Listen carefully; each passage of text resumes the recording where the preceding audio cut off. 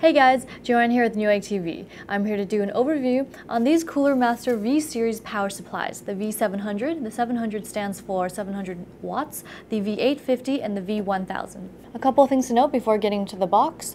The specs are pretty much all the same except for the voltage differences obviously and the number of cables, so I'm just going to go over the V1000 box.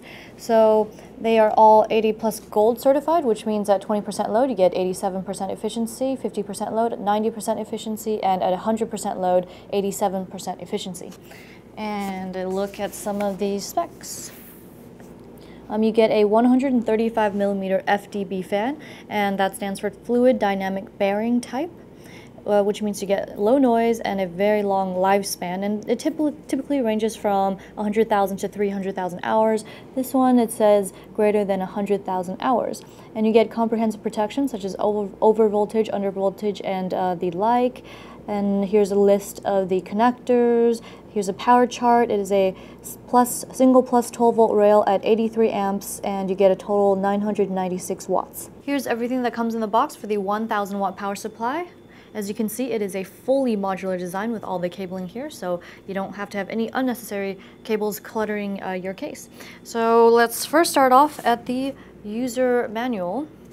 And this power supply also comes with a handy cover, as well as a bag for all of your cables. Here's the power cord and installation screws. Here's a look at all the cabling. Aside from the 20 plus 4-pin main connector and 8-pin CPU plug, which is sleeved, you get all flat ribbon cable, which makes your build a lot cleaner, therefore you get better airflow. So let's take a look at all of these cables. You get two 4 plus 4-pin CPU connectors, and let's see, two 6 plus 2-pin PCI-E connectors on each of these cables. You get 4 of them, so you get 8 6 plus 2-pin PCI-E connectors. And here are your 4 Molex plugs with 1 floppy, and 9 SATA connectors with 3 connectors on each cable.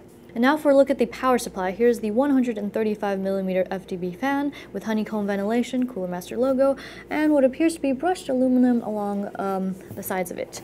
It's a pretty sturdy, heavy power supply, which means it is some good quality. And on this side, we have your modular power connectors with a chart showing you where to plug everything in, which can be quite useful. And the logo here, oriented in such a way that it will always appear upright. Here's another look at your power chart, which I already went over when I covered the box. And one last thing is the power port with the power switch and ventilation holes. You could also see into the internal components. Here's a look at the 700 watt and 850 watt power supplies, as well as the some of the cabling, since I didn't lay out all the cabling if they were the same.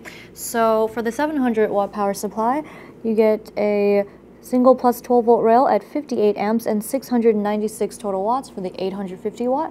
Also a single plus 12 volt rail at 70 amps and 840 total watts. Now for a look at the cabling, all 3 power supplies come with a 20 plus 4-pin main connector and 8-pin CPU plug, which are sleeved, 9 SATA, which is same across the board, 4 Molex, and 1 floppy. What's different is that the 700 watt and 850 watt power supplies only come with one 4 plus 4-pin CPU plug, and the 700 watt comes with only 4 6 plus 2-pin PCI-E connectors, and the 850 watt comes with 6 6 plus 2-pin PCI-E connectors. And these are all flat ribbon cables.